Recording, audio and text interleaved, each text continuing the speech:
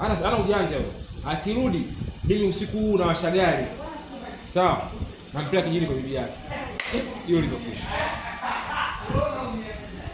Sawa. Ukitoka hiyo tunapiga moment nyingine.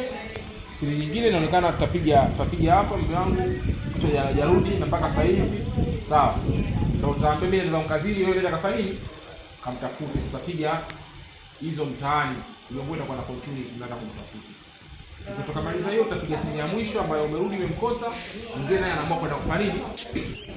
Kwenda kuendelea. Sivi tu kwa hiyo imeshototi. Hizo siri nyingine sio mpaka ndani. Sio mpaka huko ndani. Sasa shida ya huko ndio kupiga. Mungwana. Mungwana atakufukuza kazi. Mungwana. Njoo mwanangu. Nyio kina Mungwana, hebu nguzeni kelele basi. Hapa napiga kati na hiyo tu. Kama umeitika.